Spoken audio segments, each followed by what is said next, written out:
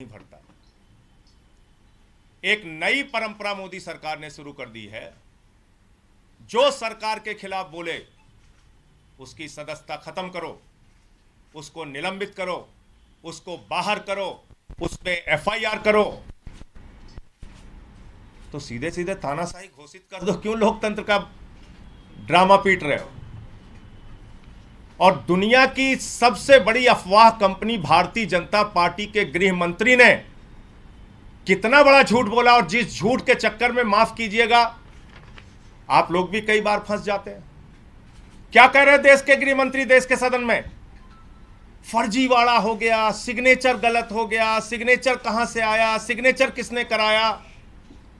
अरे भैया, देश के तुम दूसरे नंबर के मंत्री हो, इतना सामान्य ज्ञान तो सदन की कार्रवाई के बारे में रखो।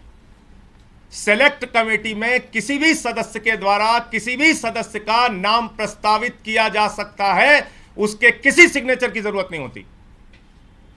कहां से कानून लेके आए गृह मंत्री जी आप? आपका मकसद है राहुल गांधी की तरह राघव चड्ढा की सदस्यता को खत्म करना। एकमात्र मकसद है। जैसे राहुल गांधी की सदस्यता आपने खत्म करी, ऐसे राघव चड्ढा की सदस्यता आप खत्म करना चाहते हैं। लेकिन हम लोग अरविंद केजरीवाल के सिपाही हैं, हम लोग आम आदमी पार्टी के सिपाही हैं। हर हाल में तुमसे लड़ना जानते हैं, जीतना जानते हैं, और हम लड़ेंगे। और किसी तरीके से अगर आपने हथकंडे अपनाकर राघव चड्ढा की सदस्यता खत्म की तो दोबारा चुन के आ जाएंगे। तो इसलिए झूठ और अफवाह मत फैलाइए। कोई भी सदस्य किसी का भी नाम प्रस्तावित कर सकता है। बाकी और विस्तार से नियमों के बारे में राघव चड्ढा जी आपके सामने जानकारी देंगे।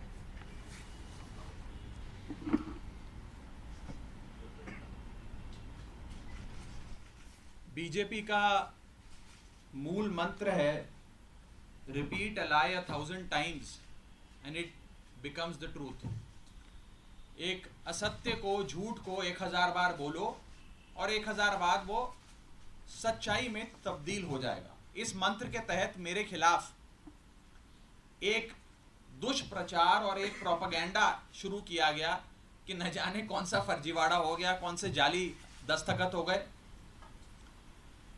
और इसी के चलते मुझे आज आपके सामने आना पड़ा दूध का दूध और पानी का पानी करने के लिए। अमूमन ये देखा जाता है जब भी किसी सदस्य के खिलाफ विशेषाधिकार समिति कोई कार्रवाई शुरू करती है, यानी कि कमिटी ऑफ प्रिविलेजेस कोई प्रोसीडिंग शुरू करती है, तो वो शख्स उस पर कोई सार्वजनिक बयान नहीं देता, कोई पब्लिक स्टेटमेंट नहीं देता है। लेकिन मेरे को मजबूरन आज भारतीय जनता पार्टी के झूठ का पर्दाफाश करने के लिए आपके सामने आना पड़ा, क्योंकि इतना दुष्प्रचार ये लोग कर रहे हैं। लेकिन मैं आज भी अपने बयान में ना कमिटी ऑफ प्रिविलेजेस के बारे में, ना ऑनरेबल चेयर के बारे में कोई भी बयान दूंगा। मैं सिर्फ रूल, पोजीशन और सच्चाई आपके सामने रखूंगा। पहली चीज तो यह है कि यह रूल बुक है जिसके हिसाब से राज्यसभा चलती है। यह रूल बुक, लाल किताब, इस पे लिखा है rules of procedure and conduct of business in the council of states. इस रूल बुक में जो लिखा है वो मैं आपको बताना चाहता हूं। ये रूल बुक कहती है कि किसी भी समिति के, सिलेक्ट कमिटी के गठन के लिए आप नाम प्रस्तावित करते हैं, कोई भी सांसद नाम प्रस्तावित कर सकता है, और जिस मेंबर का नाम प्रपोज किया जाता है, प्रस्तावित किया जाता है, उस मेंबर का ना साइन चाहिए, ना उस मेंबर का सिग्नेचर चाहिए, ना उस मेंबर का रिटन कंसेंट चाहिए। यानी कि इस रूल की किताब में कहीं नहीं लिखा कि सिलेक्ट कमिटी में किसी भी शख्स का, मेंबर का नाम देने के लिए आपको उस प्रस्तावित, प्रपोज्ड मेंबर की रिटन कंसेंट या सिग्नेचर चाहिए। लेकिन एक झूठा प्रचार फैलाया गया कि फर्जीवाड़ा हो गया साइन का। मैं आपको आगे बताना चाहता हूं कि जब भी सिलेक्ट कमिटी के गठन के लिए नाम प्रस्तावित किए जाते हैं तो ना सिग्नेचर लिए जाते हैं, ना सिग्नेचर जमा किए जाते हैं, ना सिग्नेचर की जरूरत होती है।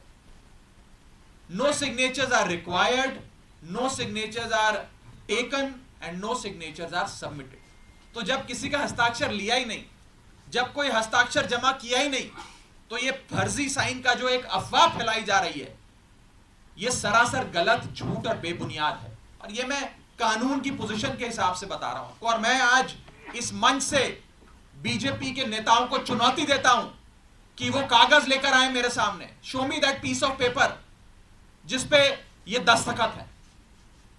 जब कोई दस्तखत है ही नहीं, जब सिग्नेचर होता ही नहीं, तो फर्जी सिग्नेचर की बात कहां से आ गई? मैं चुनौती देता हूं आज बीजेपी को, आप तो इतनी बड़ी पार्टी है, इतनी शक्तिशाली, इतनी ताकतवर सरकार है आपकी, वो कागज दिखाओ मुझे जहां पर हस्ताक्षर है। चुनौती देता हूं मैं आपको। अगर आप कह रहे हैं मैंने कोई कागज जमा किया है जिसमें गलत तरीके से किसी के साइन किए गए हैं, तो वो कागज लेकर आओ, मैं आपको चुनौती देता हूं आज।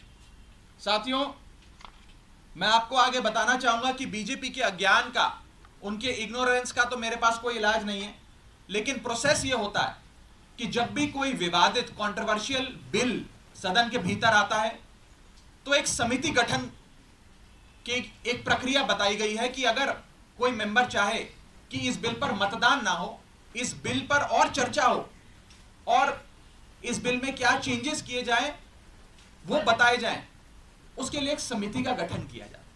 उस समिति में कुछ नाम प्रस्तावित किए जाते हैं और जिस शख्स को उस समिति में नहीं रहना, वो अपना नाम विड्रॉ कर लेता है। ये प्रपोजल है, ये प्रस्ताव है, किसी को जर जबरदस्ती नहीं बिठा दिया। मैं आपको एक बहुत सरल एग्जाम्पल के माध्यम से ये समझाना चाहूंगा और आप सब वो मेरी बात समझ जाएं। मान लीजिए कि मेरा जन्मदिन है, मैं अपनी जन्मदिन की दावत देता हूं, एक बर्थडे पार्टी आयोजित करता हूं। अपनी बर्थडे पार्टी में मैं 10 लोगों को न्योता देता हूं आने के लिए। 10 में से 8 लोग मेरा न्योता स्वीकार लेते हैं, आ जाते हैं। 2 लोग मेरा न्योता नहीं स्वीकारते, उल्टा मुझे कहते हैं तुम्हारी हिम्मत कैसे हुई हमें न्योता देने की, तुम्हारी हिम्मत कैसे हो गई, मजाल कैसे होगी कि तुमने हमें अपने जन्मदिन का न्योता दे दिया। ये वही बात है, मैंने तो समिति में शामिल करने के लिए न्योता दिया, कोई हस्ताक्षर थोड़ी दिया। लेकिन वो 2 लोग मुझसे खफा हो गए। मैं आपको दूसरे तरीके से समझाने का प्रयास करता हूं। आज इस प्रेस कॉन्फ्रेंस में इतने सारे पत्रकार आए हैं, मैंने अपनी पार्टी को 10 पत्रकारों का नाम प्रस्तावित किया कि इन 10 पत्रकारों को आप आज की प्रेस कॉन्फ्रेंस में बुला लीजिएगा, मैं मीडिया से संवाद करना चाहता हूं। 10 में से 8 पत्रकार आ गए, 2 पत्रकार नहीं आए, और जो 2 पत्रकार नहीं आए वो कहते हैं इनकी हिम्मत कैसे हुई हमें न्योता देने का प्रेस कॉन्फ्रेंस का। 2 पत्रकार नाराज हो गए। ये साफ तौर पे इस समस्या का एक सरल सा एग्जाम्पल है। मैं ये बात रखना चाहता हूं कि जो मेरे खिलाफ कंप्लेंट्स दर्ज हुई, जिस मामले को कमिटी ऑफ प्रिविलेजेस को रेफर करा गया, उसका ये पार्लियामेंट्री बुलेटिन है, सरकारी डॉक्यूमेंट है। मैं आज बहुत सबूत लाया हूं दिखाने के लिए आप सबको, ताकि दूध का दूध और पानी का पानी हो जाए। ये पार्लियामेंट्री बुलेटिन है जिसके तहत मेरे खिलाफ जो कंप्लेंट्स आई उसे विशेषाधिकार समिति को विचार के लिए भेजा गया। इस पूरी पार्लियामेंट्री बुलेटिन में कहीं भी फर्जीवाड़ा, फोर्जरी, फोर्ज्ड साइन, सिग्नेचर, हस्ताक्षर, किसी भी शब्द का प्रयोग नहीं किया गया। सिर्फ इतना बोला गया कि इसकी जांच करके बताइए। अगर कोई फोर्जरी होती, कोई फर्जीवाड़ा होता, सिग्नेचर शब्द का प्रयोग तो कम से कम किया गया होता इस पार्लियामेंट्री बुलेटिन में। यह सरकारी दस्तावेज है राज्यसभा सेक्रेटेरिएट का, इसमें भी कहीं जिक्र नहीं किया गया। इसलिए नहीं किया गया क्योंकि जब साइन है ही नहीं तो साइन आएंगे कहां से। लेकिन भारतीय जनता पार्टी के झूठ का मुकाबला करना आसान नहीं है, इसलिए आज आपके सामने आकर यह बात रखनी पड़ी। और जहां तक विशेषाधिकार समिति का प्रोसीडिंग्स का मामला है, प्रिविलेज कमेटी का मामला है, इस देश के कई बड़े नेताओं के खिलाफ कमिटी ऑफ प्रिविलेजेस ने प्रोसीडिंग्स शुरू करी, कार्रवाइयां करी, जिसमें स्वर्गीय अटल बिहारी वाजपेयी जी हैं, जिसमें स्वर्गीय इंदिरा गांधी जी का नाम आता है, मनमोहन सिंह जी का नाम आता है, मोरारजी देसाई जी का नाम आता है, सुषमा स्वराज जी का नाम आता है, अरुण जेटली जी का नाम आता है। उस श्रेणी के अंदर अगर हमें भी शामिल किया गया तो कोई बात नहीं है, मजबूती से अपना जवाब विशेषाधिकार समिति के सामने, कमेटी ऑफ प्रिविलेजेस के सामने देंगे। मैं शहीद आजम भगत सिंह की धरती से आता हूं और पूरी न्याय की लड़ाई लड़ूंगा और मेरा विश्वास है कि कमेटी ऑफ प्रिविलेजेस अंत में दूध का दूध और पानी का पानी कर कर न्याय अवश्य करेगी। यह बात थी कि क्या हुआ। अब मैं आपको संक्षेप में यह बताना चाहता हूं ये हुआ क्यों, ये विवाद कहां से खड़ा हुआ, ये क्यों इतनी अफवाह फैली। ये इसलिए फैली क्योंकि सोमवार दोपहर को सदन के अंदर आम आदमी पार्टी की ओर से मैंने पूरी मजबूती से दिल्ली के अध्यादेश पर अपना वक्तव्य दिया और उसके ठीक 6 घंटे बाद मेरे खिलाफ बीजेपी ने यह आरोप लगाने शुरू कर दिए। इनको दिक्कत यह नहीं है कि मैंने नाम प्रस्तावित करे, इनको प्रॉब्लम यह नहीं है कि मैंने किसी कमेटी के गठन के लिए कुछ एमपीज के नाम दे दिए। इन्हें दिक्कत यह है कि एक 34 साल के युवा ने हमें खड़े होकर ललकारा कैसे, एक युवा ने हमसे मजबूती से सवाल कैसे पूछे और कैसे इस सुपारी जितनी पार्टी, जैसा कि गृह मंत्री जी कहते हैं, इस सुपारी जितनी पार्टी के एक युवा सांसद ने दुनिया की सबसे बड़ी पार्टी के सबसे बड़े नेताओं से देश के सबसे बड़े सदन में खड़े होकर सवाल कैसे पूछे। इन्हें दर्द इस बात का है। हमने अपने वक्तव्य में बीजेपी के पुराने मैनिफेस्टो दिखाकर उनके डबल स्टैंडर्ड्स को एक्सपोज किया, दिल्ली वालों के लिए न्याय मांगा, यहां तक कि लाल कृष्ण अडवाणी जी और स्वर्गीय वाजपेयी जी के लिए न्याय मांगा। यह दर्द शायद बीजेपी को सता रहा है, जिसके चलते आज वो मेरे खिलाफ कंप्लेंट्स कर रहे हैं। ये लोग मेरे पीछे पड़ गए, बीजेपी पूरी तरीके से मेरे पीछे है। मैं आपको बताना चाहूंगा कि इस हफ्ते के ये दूसरा नोटिस कमेटी ऑफ प्रिविलेजेस का मुझे आया है। It is the second time कि मुझे किसी विषय में कमेटी ऑफ प्रिविलेजेस ने नोटिस दिया हो एक ही हफ्ते में। शायद ही इतिहास में कभी आज से पहले ऐसा हुआ हो। और मैं ये बताना चाहता हूं कि आज के समय हर संभव प्रयास किया जा रहा है कि विपक्ष की आवाज को दबाया जाए। जैसे राहुल गांधी जी की मेंबरशिप छीन ली, हमारे 2 सांसद संजय सिंह जी, सुशील कुमार रिंकू जी, दोनों को सस्पेंड कर दिया, लीडर ऑफ ऑपोजिशन का माइक ऑफ किया जाता है। अगर कोई विपक्ष का साथी खड़े होकर अपनी बात रखता है तो सदन के अंदर खड़े मंत्री उन्हें धमकी देते हैं कि तुम्हारे घर इन्फोर्समेंट डायरेक्टरेट आ जाएगी, सीबीआई आ जाएगी, बैठ जाओ चुप करके। इस प्रकार से एक अघोषित आपातकाल लगाने का प्रयास बीजेपी इस देश में कर रही है और उनका यही मकसद होगा शायद कि मेरी आवाज को भी दबाया जाए।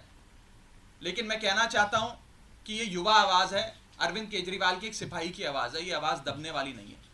आप कार्रवाइयां मेरे खिलाफ जितनी मर्जी करिए, आरोप जितने मर्जी लगाइए, लेकिन ये आवाज ना दबेगी ना बंद होगी। और अंत में मैं हाथ जोड़कर बस इतनी विनती करना चाहूंगा आप सब मीडिया के साथियों से कि ये जो आप लगातार पिछले 3 दिन से बीजेपी के झांसे में आकर ये चला रहे हैं कि कोई फर्जीवाड़ा हो गया, फोर्ज सिग्नेचर हैं, मेरा आपसे हाथ जोड़कर निवेदन है कि इस प्रकार की झूठी खबरें ना चलाएं। मैं आपसे कहना चाहूंगा कि आप सच दिखाएं। आप लोग इस लोकतंत्र के चौथे स्तंभ हैं, कृपया कर बीजेपी के प्रोपेगेंडा में ना फंसें। एक छोटे सेक्शन ऑफ मीडिया ने जरूर एक प्रोपेगेंडा चलाने का प्रयास किया और मुझे मजबूरन उनके खिलाफ कानूनी कार्रवाई करनी पड़ेगी, क्योंकि ना रिकॉर्ड्स में, ना कंप्लेंट्स में, ना पार्लियामेंट्री बुलेटिन में कहीं भी फोर्जरी शब्द का प्रयोग किया गया है। और अंत में मैं इतना ही कहूंगा कि जिन जिन सांसदों ने मेरे खिलाफ फोर्जरी के आरोप लगाए, सदन के बाहर मैंने देखा कई सारे बीजेपी के लोकसभा के सांसदों ने बयान दिए, राज्यसभा के तो शायद किसी सांसद ने नहीं दिए, लेकिन लोकसभा के कुछ सांसदों ने मेरे खिलाफ ये बयान दिए।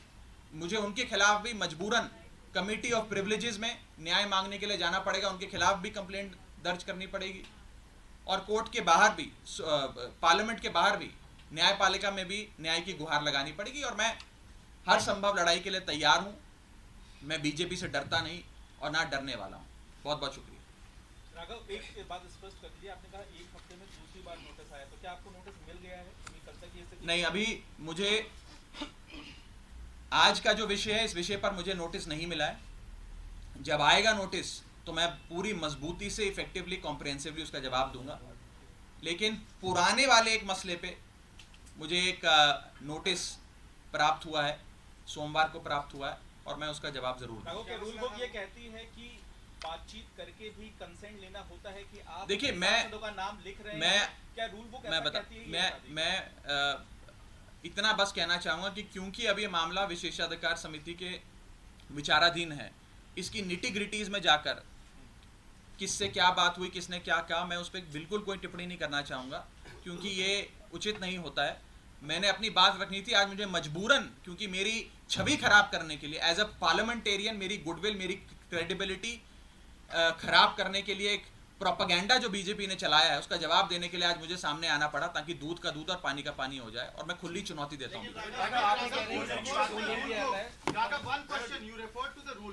Susmit Patra of the BJT also referred to a rule book on the floor of the बिल्कुल House. ठीक। saying सारे जवाब that अब was not taken. सारे जवाब अब विशेषाधिकार समिति के सामने दिए गए। राहुल गांधी के भाषण के शब्द को हटा दिया अरे राहुल गांधी का पार्लियामेंट में राहुल गांधी के शब्द के भाषण को